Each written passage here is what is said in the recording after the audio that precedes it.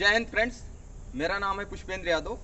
Today I will discuss in this lecture Gram Schmidt orthogonalization process. इसका मतलब यही है, इस प्रोसेस के अंदर एक्चुअली अगर हमें right an linearly independent set of vector दिए हों राइट, तो इस प्रोसेस के द्वारा हम उन वेक्टर्स का यूज करके ऑर्थोगोनल वेक्टर्स फाइंड करेंगे राइट। अगर यहाँ पे n वेक्टर्स दिए गए हैं, linearly independent set of vector दिए गए हैं, तो हम n उन वेक्टर्स को यूज करके n linearly independent set of vector find करेंगे। सो देखिए क्या है process right. So let's start right.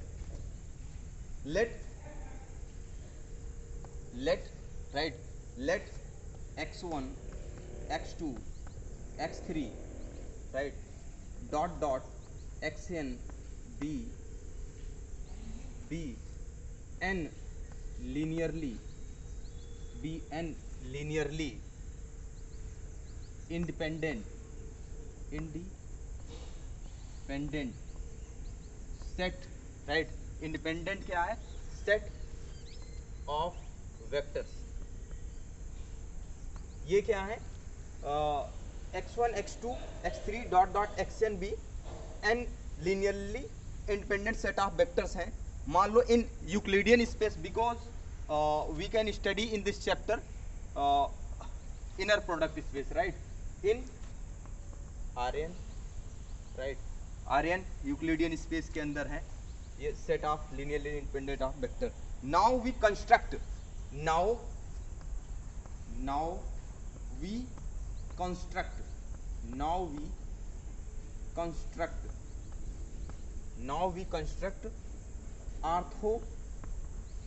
Orthogonal vectors right. अब हम विद द हेल्प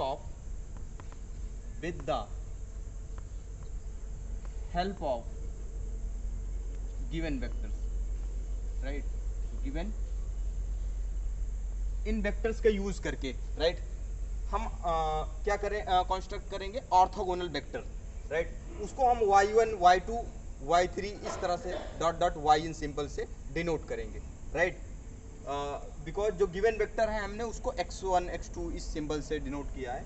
तो लेट कर लेता हूँ पहले, लेट राइट। पहला orthogonal vector y1 is equal to क्या है? x1। जो गिवन वेक्टर है उसमें से x1 को ही हमने एज्यूम कर लिया कि ये पहला वेक्टर है राइट, ये पहला वेक्टर है। And right and y2 late कर लेते हैं, ये पहला y1 इक्वल टू x1 है। देन y2 हो जाएगा y2 राइट, लेट कर लेते हैं। y2 हो जाता है इसी के हेल्प से, ये हो जाएगा x2 minus right, x2 minus k1 right, k1 y1 ये हो जाएगा। y2 क्या हो जाएगा? y1 है, x1 हमने लेट कर लिया हुआ है राइट। देन y2 हो जाता है x2 माइनस k1 y1, और k1 कोई क्या है? स्केलर नंबर है, वेयर k1 क्या है? k1 बिलोंग्स टू r है राइट, एक स्केलर नंबर है राइट। तो नाउ यहाँ पे इसको मान लेते हैं इक्वेशन फर्स्ट राइट। क्या हम एज्यूम कर लेते हैं फर्स्ट राइट। एंड अब जो हम वेक्टर कंस्ट्रक्ट कर रहे हैं y1 y2 ये सब, ये ऑर्थोगोनल वेक्टर हैं right. Since y1 y2 right, since y1 y2 are orthogonal vector, क्या है? Orthogonal vector right.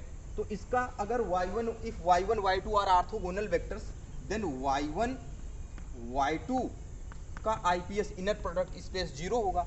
इसका इनर प्रोडक्ट स्पेस 0 होने का मतलब है कि y1 डॉट y2 क्या है? 0 है राइट। y1 डॉट y2 0 है, इसको मान लेते हैं इक्वेशन 2। नाउ फ्रॉम इक्वेशन 1 से, फ्रॉम इक्वेशन 1 राइट, पुट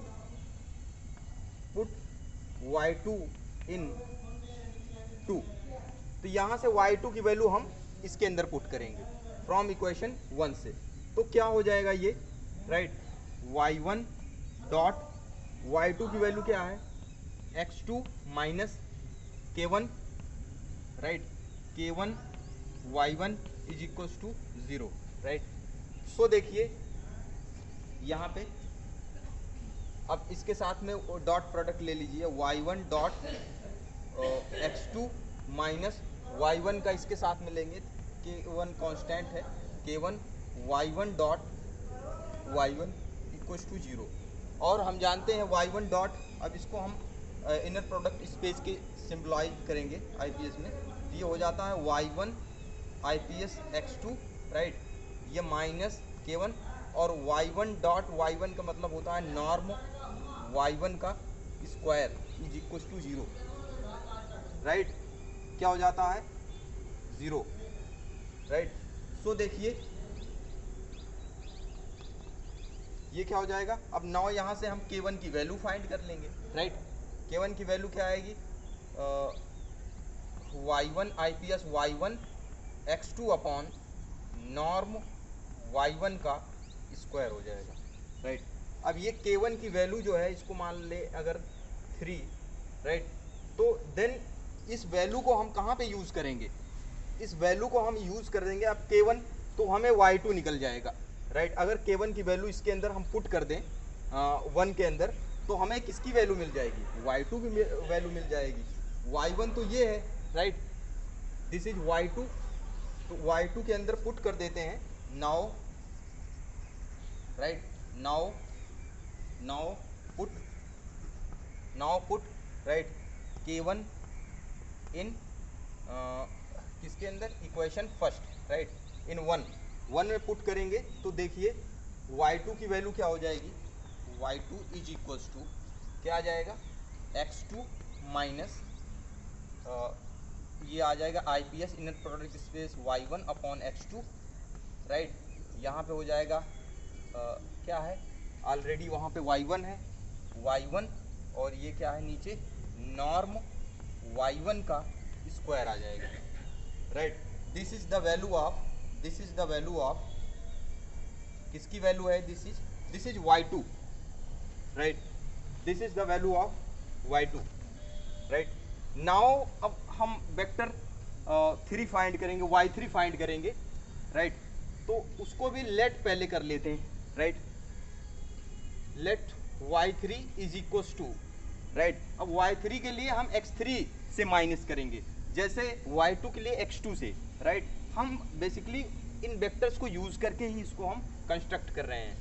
तो y3 क्या हो जाएगा, x3 माइनस, राइट, यहाँ पे अब हमने एक कांस्टेंट k1 ले लिया है, यहाँ पे न्यू कांस्टेंट लेंगे k2, राइट, k2, फिर y1 माइनस, राइट, एक और कांस्टेंट, तीसरा कांस्टेंट, इसको मैं k3 ले रहा हूँ, k3 इंटू y2, राइट। अब इसको मैं लेट कर लेता हूँ, दिस इज इक्वेशन 4, क्या है ये, इक्वेशन 4 है। नाउ, राइट, नाउ हम क्या करेंगे, अब आपको जानते हो सिंस y1, राइट, जो y3 वेक्टर है, क्योंकि आर्थोगोनल वेक्टर फाइंड कर रहे हैं, y1 y2 जितने भी हैं y सिंबल वाले, वो आर्थोगोनल का सेट है। तो सिंस y3 क्या है, y3 इज आर्थोगोनल, इसका मतलब क्या होता है, परपेंडिकुलर या आर्थोगोनल, राइट। आर्थोगोनल किस पे है, y1 पे है, एंड y3 आर्थोगोनल किस पे है, एंड y3 आर्थोगोनल किस पे है, y2 पे भी है, y2 पे है। तो दिस इंप्लाइज अगर y1 orthogonal to y1 and y3 is orthogonal to y2, this implies क्या इंप्लाइज करता है कि inner product space, right, y3 का y1 के साथ में 0 होगा, right, and inner product space y3 का क्या है, y2 के साथ भी 0 होगा, है कि नहीं। अब नाउ इसको यूज करके हम यहाँ से y3 बेसिकली k1 k2 और k3 की वैल्यू निकल जाए तो हमारा y3 भी आ जाएगा, राइट। हमारा क्या आ जाएगा, ये y3 है, this is y3, right. So देखिए भाई, अब now first, now you can we use this y1 y3 y1, y3 y1 को यूज कर रहा हूं मैं, राइट। तो यहां से देखिए आप y3 y1, राइट। y3 की वैल्यू क्या है, y1 को पहले ले लेता हूं क्योंकि स्केलर है तो कोई दिक्कत नहीं है क्रम में। y3 यहाँ पे y1, ये इसको y3 ले रहा हूँ, राइट। अब यहाँ पे देखिए